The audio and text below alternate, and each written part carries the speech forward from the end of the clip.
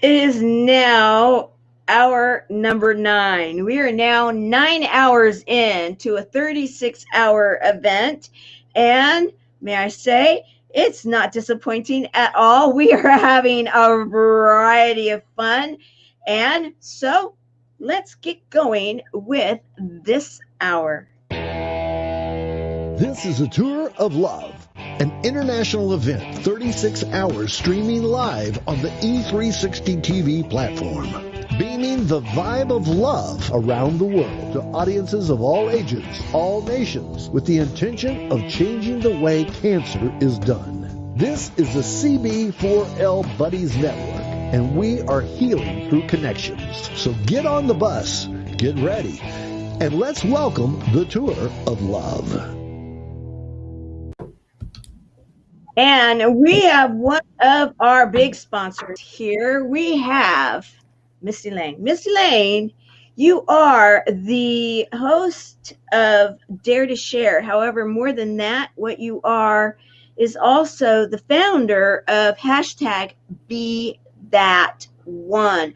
You know, I want to talk about that because truthfully, the whole idea of the buddies comes from the fact that when you are isolated and when you don't connect with someone, or you are feeling really alone, maybe you're not telling everybody, maybe you just don't even want people to know. There's a lot of buddies. There's a lot of people that are having those kind of issues. And I know you're going to be interviewing others. However, this nonprofit was started because of that very thing. And in truth, here I was going through my own cancer journey and had pneumonia throughout this home that I'm in right now. In fact, my mom in this room had pneumonia. And I was in the back part of the house, and I was not allowed out because they were so worried that going through, cancer treatment, I was going through chemotherapy, that could be a problem. And the only thing that actually helped me through that was that I did have one buddy. However, I couldn't talk. And I did feel very isolated and alone in my situation. And there are too many people that are doing that. And you are someone with your show.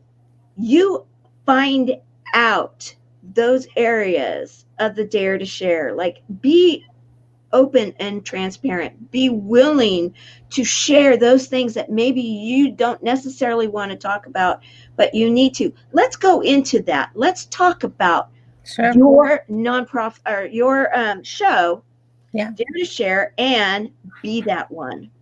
Well, transparency changed my life, Tamara. It really made all the difference. Once I learned how to stop blaming everyone else for my problems, once I stopped having all the anger in my heart, and I replaced that with forgiveness, and I learned how to become accountable. When that happened for me, I was able to also become transparent, not just with other people, but most importantly with myself, about some choices I made in life, about adversity, just about life in general. And so that transparency provided such a freedom for me from toxic shame and guilt. It provided such a freedom of just all the just the baggage that I was carrying around with me. So I wanted everyone else to experience the same thing. So what I did is I started a movement, like you said, hashtag Be That One. It's a private Facebook group, and it encourages people to step up and share their raw, authentic truth. I believe that it's through our stories that we can, I'm talking all stories, ups, downs, good, bad, taboo, whatever it may be that we're holding inside, that we share those openly, transparently, authentically. Thank you. I think of the word. It's late. Jinx. Authentically, and that we can use those stories to help other people that might be in that same spot that we are no longer in. And with that education and with that awareness, is how we become to judge less and mentor more. So then I was thinking, okay, great. So now we have this group of people that are all willing to step up and talk about their past. They're willing to step up and be transparent, but where are they supposed to do it at? So that's how the show Dare to Share with Misty Lane was born. It is the platform that allows people to step up and share their truth. And oftentimes, it's people that have never, ever shared their truth out loud before. As a matter of fact, tomorrow night, one of my friends from Atlanta, he's from the Awaken Atlanta tribe, he's going to be on. He actually lives in Dallas. Billy McElroy, and he's got some deep, dark stuff that not even his family members know. And he is using the platform. I mean, it's a serious platform. He's using the platform to step up, face his fear, and he's tired of holding on to it. He's tired of feeling burdened and weighed down by all this hidden truth. And so he's decided to be that one and step up. I'm so proud of him. And we're going to hear from him tomorrow night. And it's going to be a release for him. And it's going to be, there's going to be a lot of work.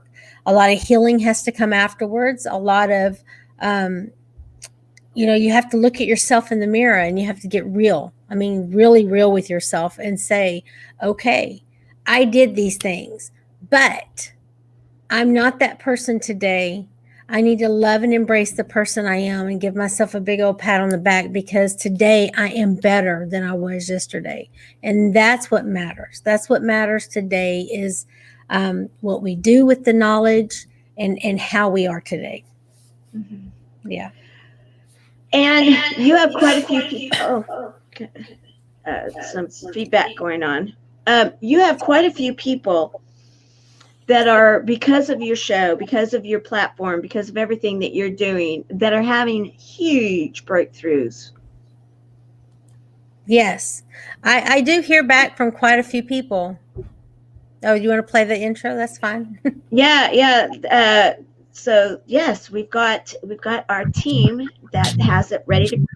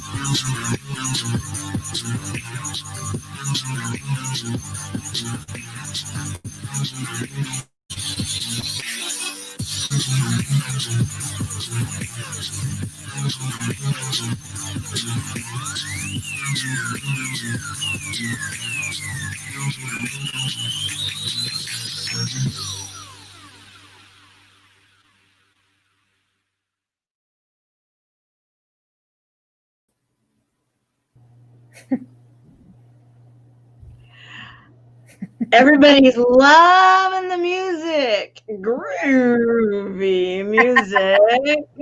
Dance party in the living room. I love it. I love it. Yeah, I was grooving and moving to it. That's fun. And you know what? That right there was real authentic and everything too, when you had those two pictures of you next to each other. Absolutely. Yeah. What does it do? I mean, do you still get affected when you see that? Absolutely. I don't even recognize that person. It's like, I remember when I was in the middle of my addiction, because my story is from a cocaine addiction. I remember when I was thick in the middle of it, and I would walk by a mirror and I would see myself, and I wouldn't even know, like, I didn't even recognize that person. I didn't even know who I was. And now I'm so far, like, it's so creepy. Even my family tells me, they're like, you must have been possessed. Even my voice changed, everything. It just wasn't me at all. So now here you are on the other side, and you're an impressive woman. Yes, she is. Yes, she is. And Thank you. so you're a frontline responder. You've been riding through hurricanes, like all hurricanes. Yeah. I mean, I now know the Weather Channel because of you. I mean, Yeah. I'm like, oh yeah, there's so and so. Okay, yeah, I like that one now. Like I never used to watch the Weather Channel. Now I'm like, I turn on TV, it just goes straight there. And it's all from you and in your area. It's been incredible. And Tamara, it's people don't realize it affects everyone in so many different, in each our own way. You know, chemo patients that are trying to get chemo, when the building's flooded and you can't get chemo, you just don't get chemo. I mean, when you can't get the medicine because the roads are flooded and they can't get it to you, you just can't get the medicine. That is a scary, scary thing for someone that's right thick in the middle of their treatments and their life is dependent on it. Buildings were destroyed. I mean, 95% of our city that my parents and my son live in is gone, like literally gone. And schools, universities, just gone. They're just not there anymore. It was devastating. And all those patients, that on top of your normal stresses and your normal worries of a normal family going through a hurricane, if you're dependent on those meds, you're dependent on that next round of chemo, or you just don't feel like getting up and packing your bags to evacuate because you're exhausted or you're sick from the treatment you just had. I mean, it's tough. It is so tough. Mm-hmm, mm-hmm. I think about the story when we first, and you, I have to say thank you so very much. When we first went into pandemic lockdown, and you and I decided, okay, we're gonna be there. We're gonna do this. So every Wednesday, we did What's Up Wednesday instead of Wellness Wednesday. It was like, okay, everybody's doing Wellness Wednesday. We're going to do a Wellness Wednesday, but we're going to change it up and do it our way, right? And so came up with What's Up Wednesday, and you would look for the most relevant, authentic, triple-checked, best source, real information, and so that our buddies knew what to do to navigate. That was huge. I want to thank you. I know it made a big, huge difference. How was it for you to be serving in that way? It felt great. I just feel like, sometimes because of my grandbaby and experiencing that life in the special needs, if you will, world. And I was uneducated to that world before my grandbaby was born with special needs. I've been in the cancer world with my job. I've never personally had cancer. I've had some aunts, that've had cancer, but no one closer than that to me has personally had it.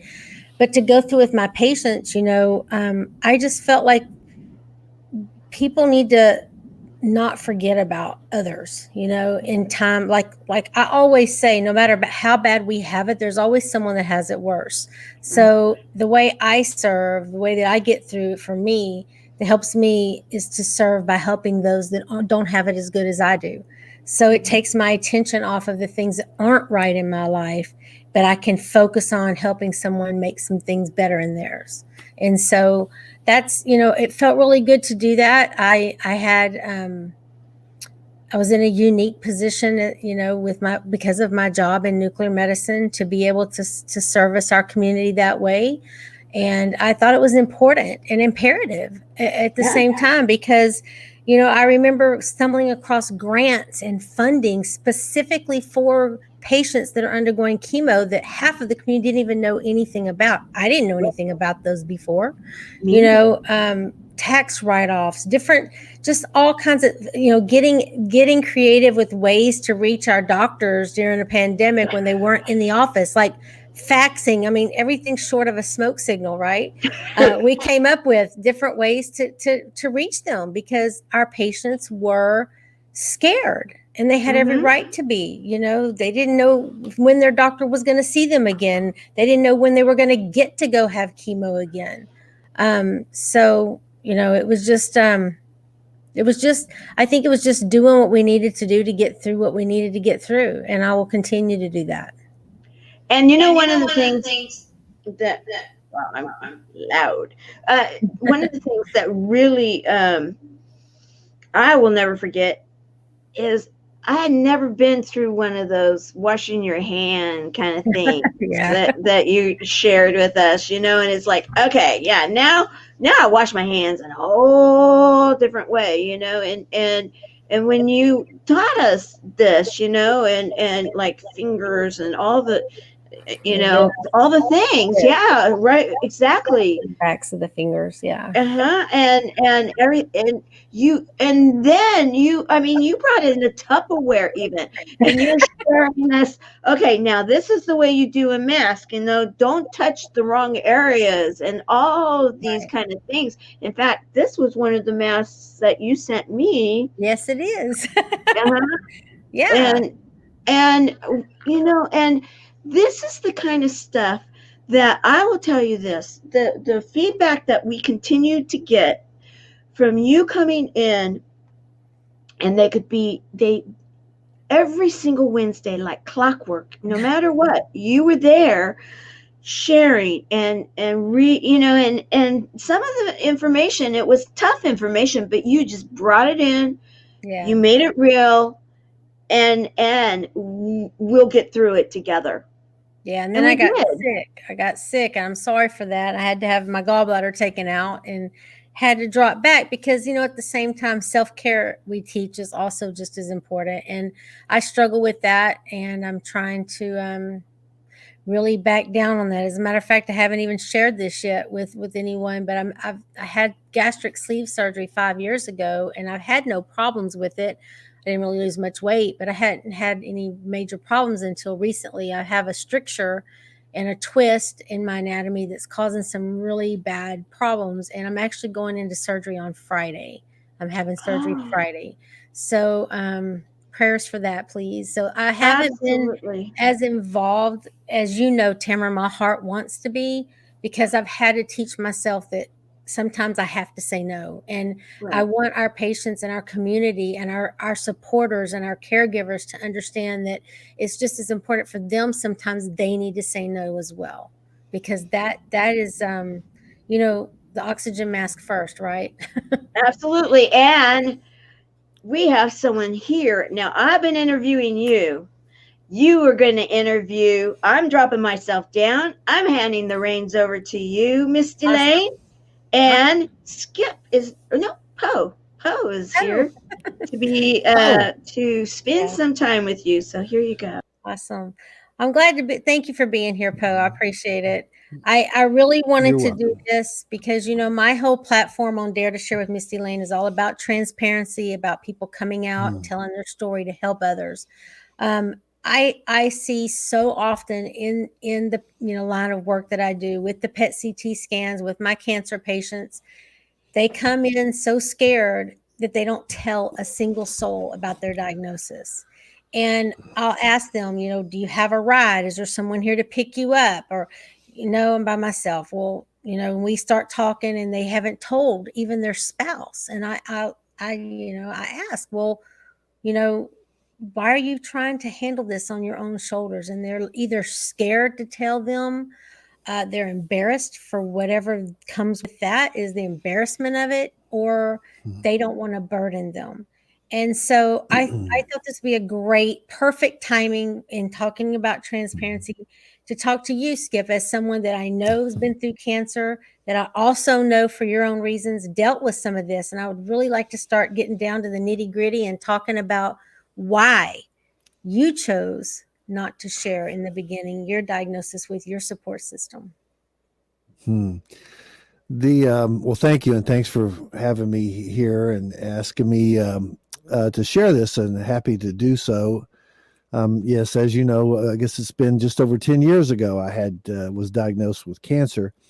And as a filmmaker and doing so much in medical arenas, I worked a lot with cancer patients and kids and different treatments and educational programs, and traveled the world. I mean, with research and cancer research groups, and produced and cancer was something that always happened to somebody else, Right. and I filmed it, and I hundreds, I mean thousands of hours, and so yeah, a little over 10 years ago, I was in Sedona, Arizona, and I was having symptoms, and we thought it was one thing, and they did some, took some pictures of it, and they said, nope, you've got very serious malignant cancer. And my home, my family, everybody was over 1,200 miles away, and my kids and everyone. And I thought, okay, well, I don't know what this is. They did say you're going to need emergency, surgery as soon as we can schedule it. And so I went through a couple of surgeries, but the whole time of being told and being alone, really, I had no one. I drove myself. I went. I mean, I was in Sedona, really, with no other than a few friends, and thank God for them. But I didn't want to tell my family, and part of that was, it wasn't embarrassment. It was. I just, the prognosis was not good.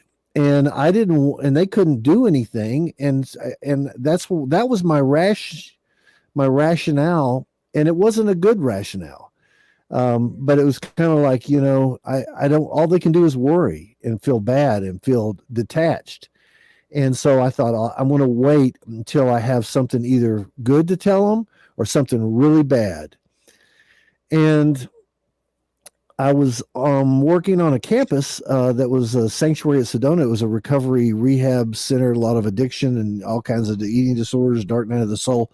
And I was living on this campus at the time, producing videos and part of their staff, sort of. And I talked to them a lot about not sharing what was going on with anybody else other than them. And they were, thank God, my buddy system, my support system. And I guess what kind of came to a revelation was that your family loves you, and they want to be a part of your journey, no matter what that looks like. And give them the choice and give them the opportunity to pray or to visit you or to whatever. Just invite them into your journey, because they're your family and you love them and they love you.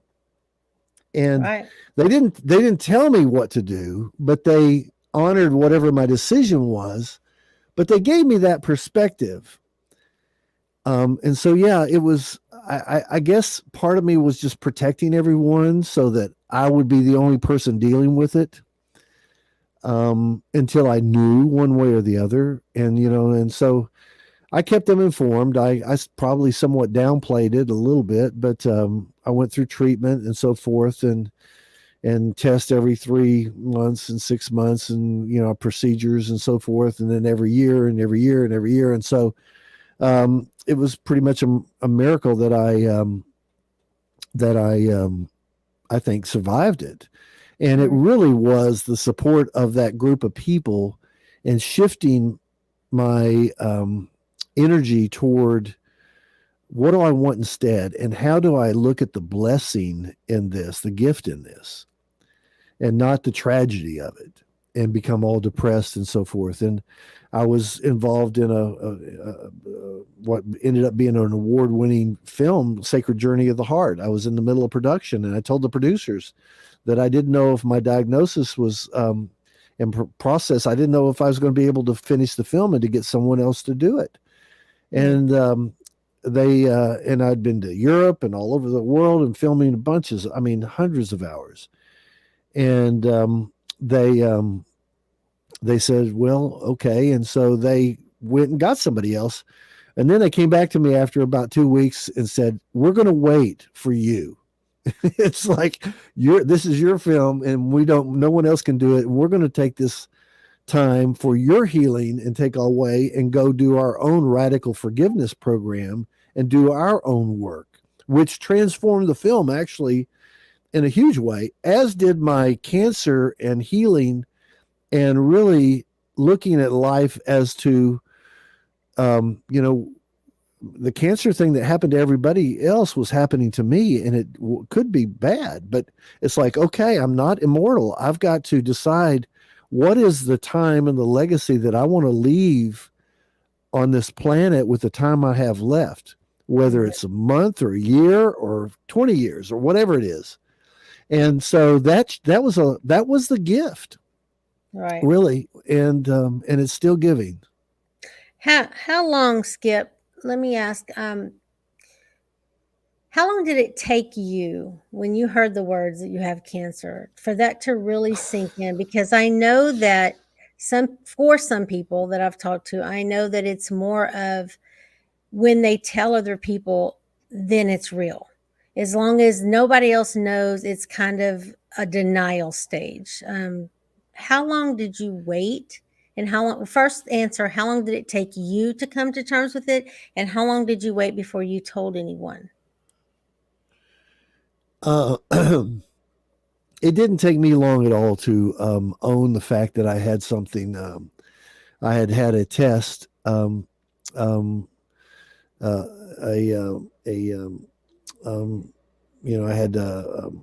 some tests where they took some pictures of it, and they thought it was a kidney stone or whatever,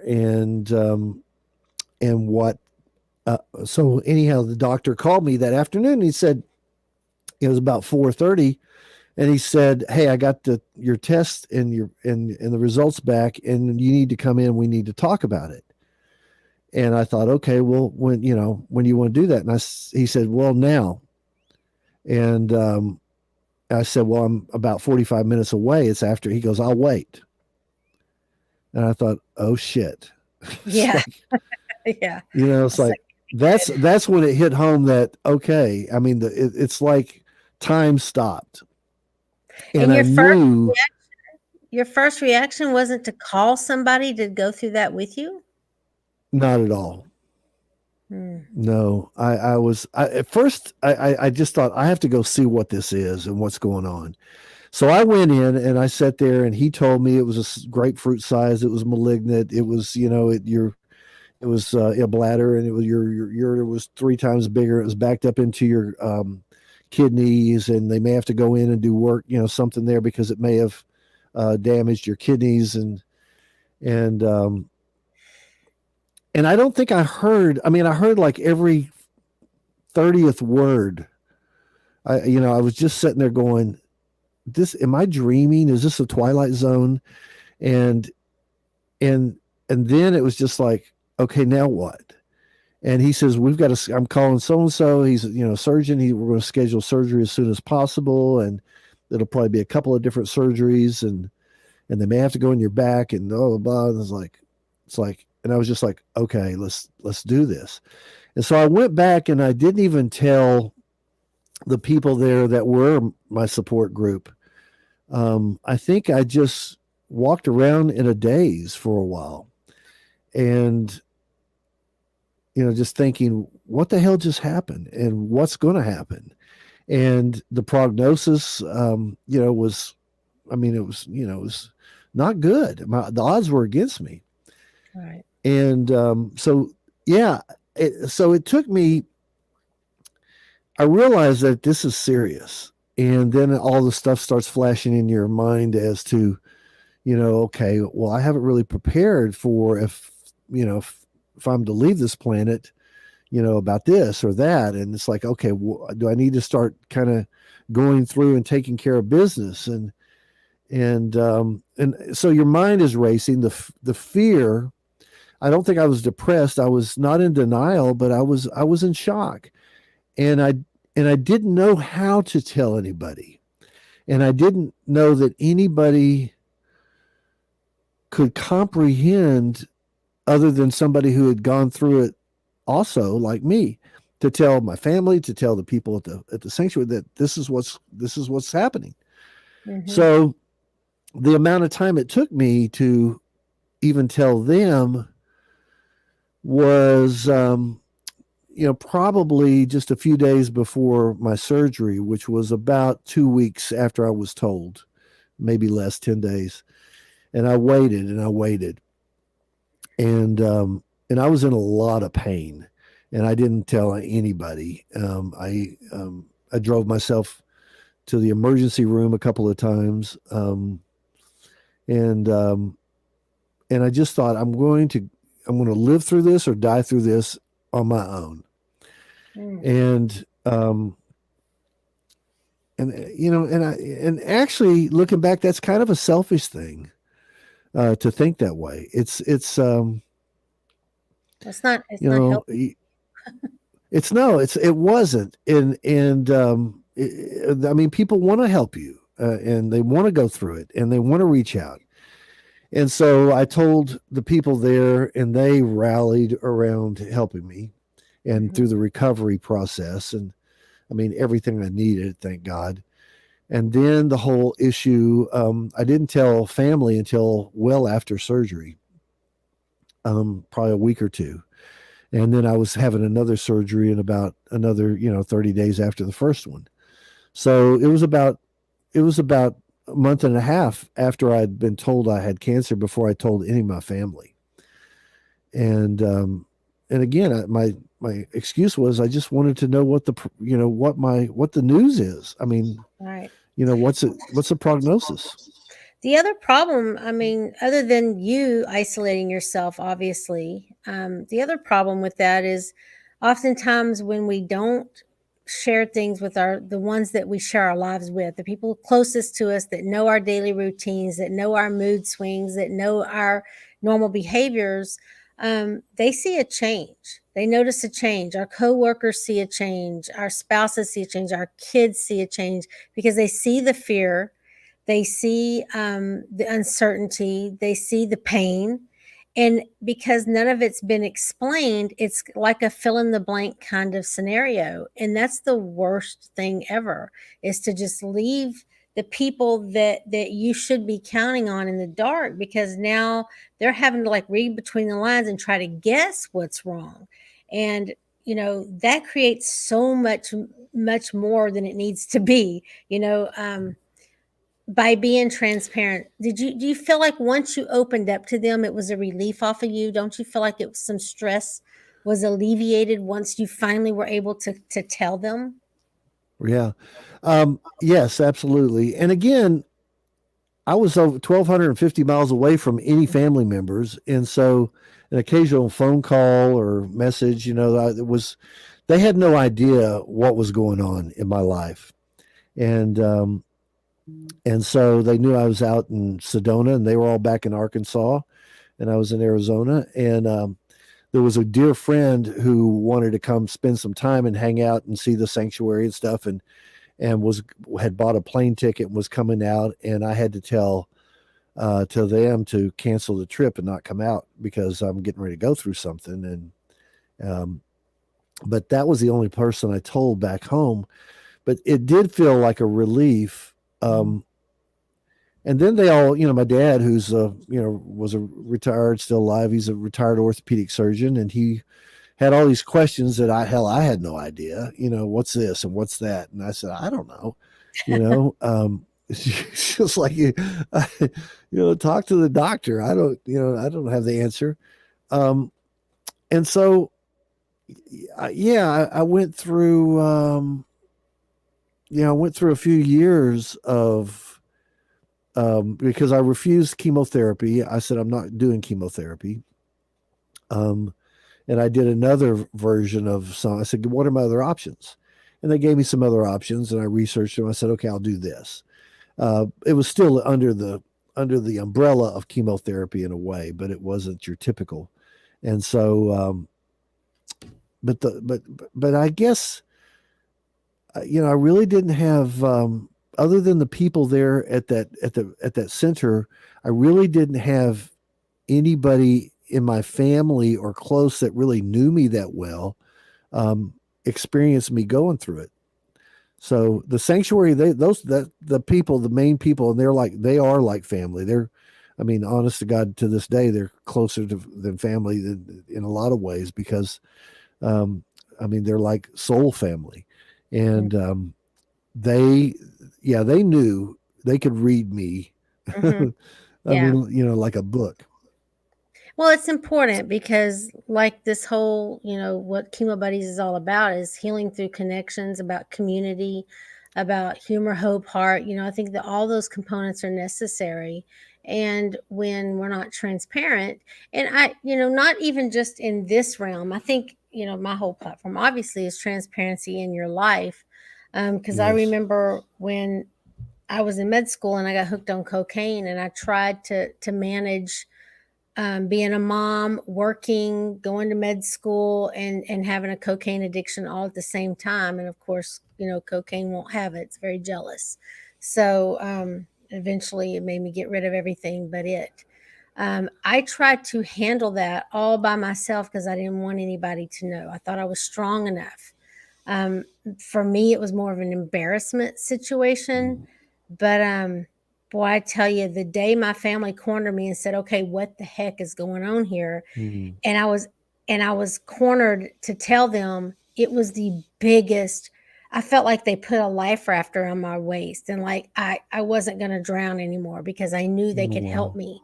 It was my saving grace to be able to spill that out to them, that I'd held that secret for too long. So if anyone watching is fighting with that, especially if you are have a cancer diagnosis, we encourage you to become transparent. We encourage you to step up, share it with someone. It doesn't have to be everyone, but find someone that you can confide in, just to bounce ideas off of, just to know that you're not alone, just to kind of help keep you guided and focused as well, and to show you, like you said, alternate routes and methods. I mean, there's not one road to this, there's many roads to the same place oftentimes. So find out which road is best for you.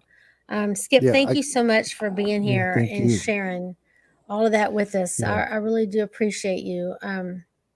Well, I appreciate know. you, and thank you for inviting me. And again, this is, these people here, obviously trying to encourage buddies, because when I was out there and asked the doctors, I said, who can I talk to about this? Is there a support group? Is there things with nutrition? And I mean, there was just no answer. And now to see how valuable this community is, and how everybody's coming together, not being paid. These are volunteers, and Tamara and everybody, they have just burned and burned and burned their candles to help these other buddies. And so when they ask for donations to help further this cause, or go and sign up and be a buddy to someone that could have meant so much to someone like myself, get involved. This is this is not about us. This is about each other. And so please, everybody watching, do what you can to support it, donate, and sign up to help. That's a good point, Skip, because sometimes when we're diagnosed with something, or we're in a position, we don't have a family member that we can come to. Sometimes whatever strain is there, we're isolated already for whatever reason. So that's why it's important that we grow this buddies network, so that you can call in, even if it needs to be anonymously. You can get yourself a buddy, to have somebody there with you, to walk the walk with you, so that you're not alone. It's very important. Thank you for that. Thank you. Love you. Proud of you.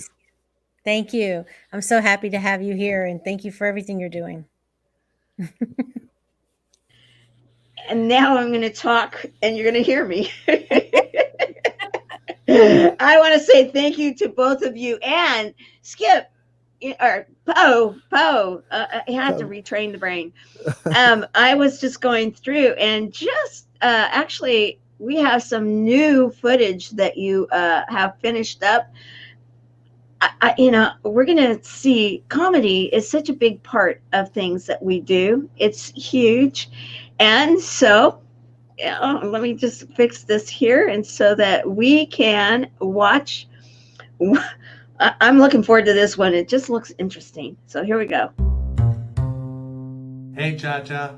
This is Louis Las Vegas, your roving reporter, reporting live from the Tour of Love. See you around, babe.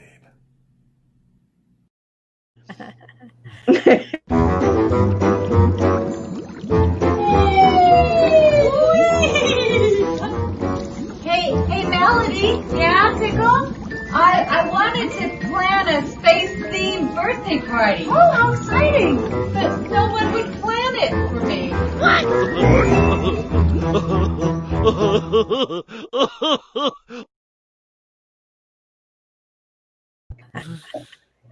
That's wacky.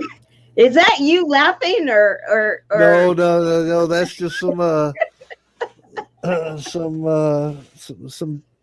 things out of the magic box of editing. Yep. Oh, I love it. Okay, so now we're going to share again the opening act, because we're going to be sharing it a bit, and then tomorrow you're going to be sharing a bit of a rendition, a different take on this very song, the song that we created for this year. Hey, and I actually have a question for you, Mr. Poe. Are we going to get to see your creation of your other one? Are you doing that one? I can. We will. It's actually it's in the OneDrive. It's ready to. It'll be seen. I've already recorded it here.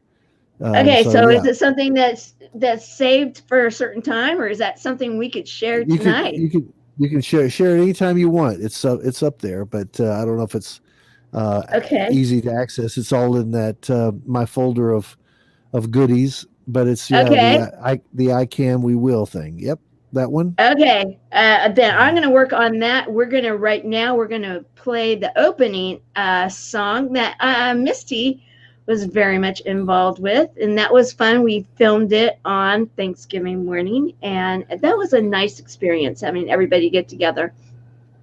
So here we go.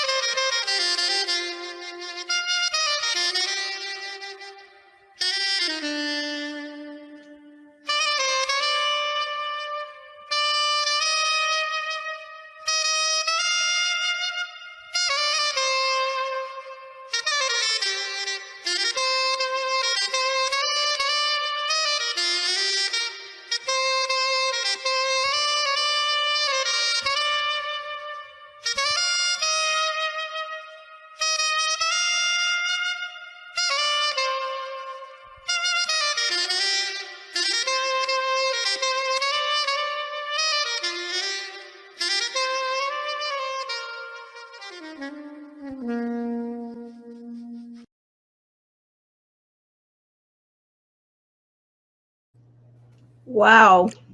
Love that soprano saxophone. It's so beautiful. That's beautiful. Abs- Well done. Beautifully done. yes, yes, yes, yes. So, Barbara, do we have the other one? I know that she's probably working on it. I looked too. She'll either give me a thumbs up or not if she's listening. I know she's busy working.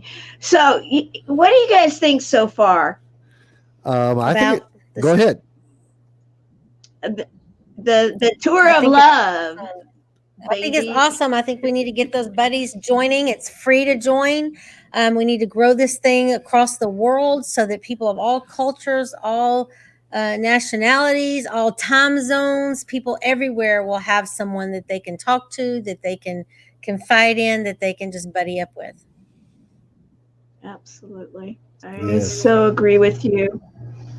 Yep. And It's we have beautiful. some. Go ahead, Skip.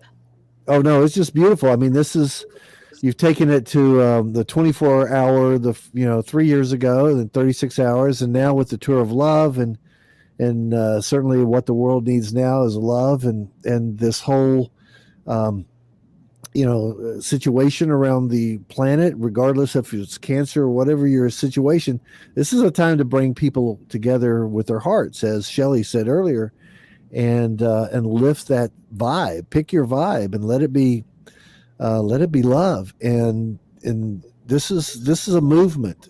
So it's exciting. This is beautiful to see what you're doing with the tour of love. So congratulations to everybody. Yeah, absolutely. We need those donations to roll in too, so that we can make more happen. Get Yes. the better software, get everything we need to do to upgrade to help make this community a tighter family.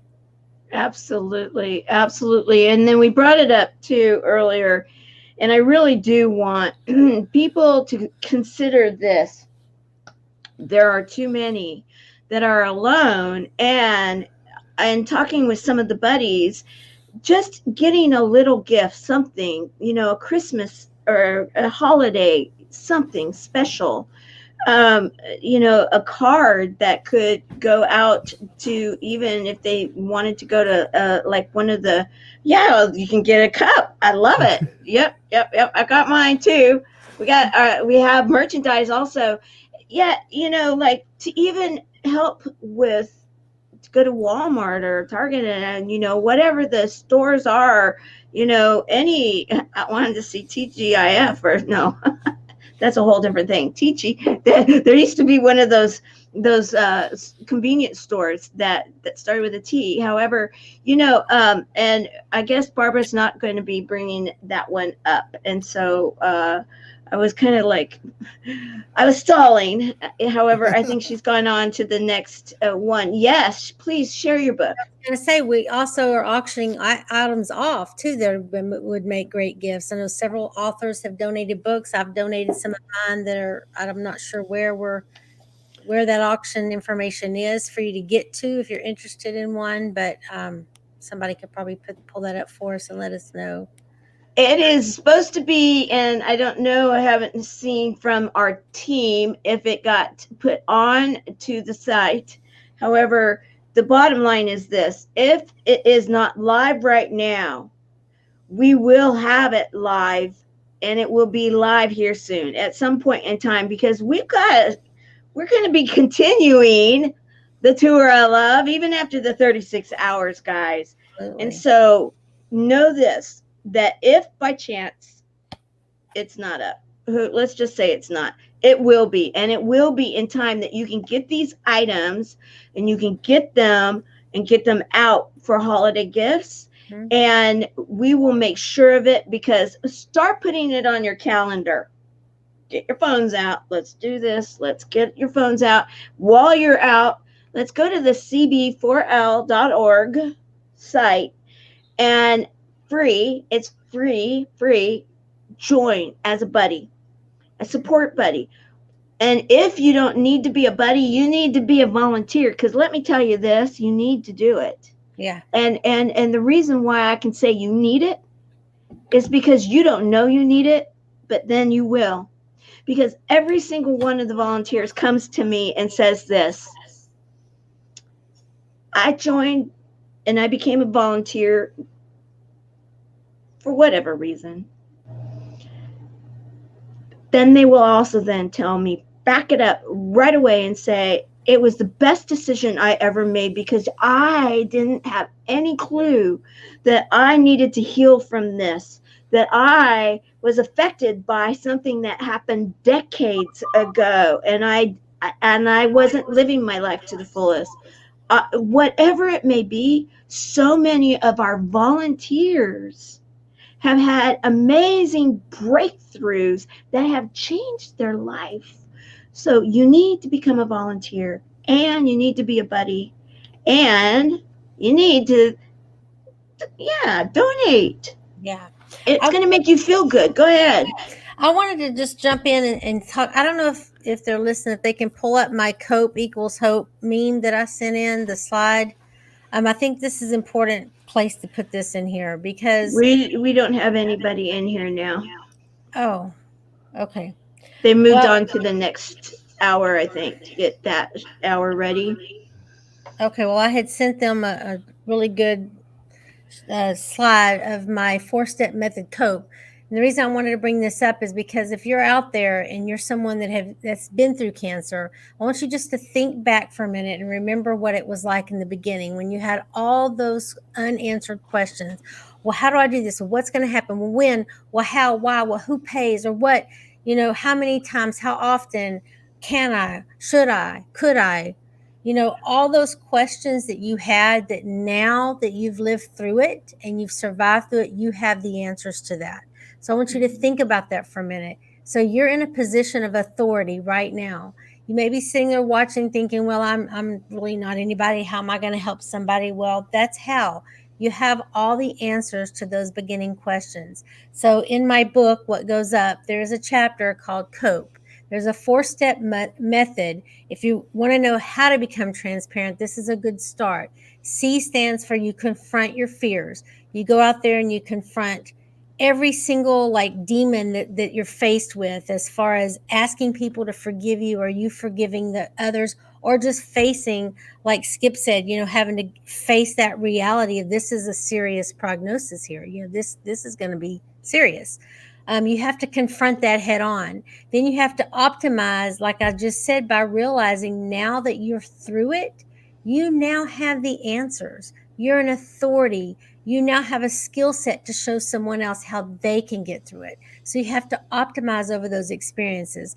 The P is to push through, because just when you feel like you need to give up, nobody cares, it's not worth it, it's not helping anybody, that's when you have to push through that and realize that on the other side of all of that, you have to embrace the beautiful person that you are, because you're never going to be the same person you were before you went through this journey. You're a new person, a new, improved, beautiful person with all this wisdom, all this courage, all this knowledge, and all these answers. So you guys, get out there, please. I'm begging you to go join, become a buddy, help out, just give back to the community, because you have those answers. It's all in you. And even if you haven't been through cancer, you had a spouse or a coworker or a cousin that went through cancer, you have answers to that too. Everyone needs answers. So get out there, join cb4l.org, become a buddy today. It's free, and we need you and we want you. Absolutely. Well said. Well, that's why she is the vice president. I'm all about growing the network. I want you to donate, because the funds make things possible, make growth possible. But my personal mission is to grow this buddy system globally, because I know in my heart, because I see it in the healthcare industry, I watch it every day, that people that are alone and isolated, they just don't fare as well. They just do not get through cancer treatment as well as those that have a support system. They don't bounce back as fast. They don't even recover as fully. So I'm 100% believer, and I know that we need you out there to help us. So I invite you to join today. I love it. I love it. I love it. So I want to say thank you for being the sponsor Absolutely. of this hour and having the Be That One hashtag Be That One umbrella and the Dare to Share Misty Lane show that is aired on the E360 TV network. And how do they get a hold of you if they want to know more? MistyLane.com. They can contact me on Facebook.com/Misty Lane. Pretty much at Misty Lane across the board. Misty Lane at MistyLane.com for email. That's pretty much, if you need me, just type in Misty Lane, you'll find me. Messengers are a really good way to reach me too on Facebook. The show, if you're interested in watching or even being a guest, it's every Tuesday and Thursday on the E360 TV platform at 6 p.m. Central. And I encourage you to step up and be that one and get on there and speak your truth, because everybody out there needs to hear what you have to say. Everybody. Yes, they do. You might not think your story is important. You may try to compare your story to someone else's, but your story is yours. It's unique, and there's always someone out there that you can help with your words. Couldn't say it better, because they are yours. Yeah. And I just absolutely love you both. And may I also say thank you to Poe. Poe is also one of our mainline sponsors with Amplifying Truth. We're going to be finding out more about that tomorrow. And Poe is also our board member over digital platforms. Thank you. Yes. Got a great team. All right, on to the next hour. I See love you you. on the next one. Love you too. Bye.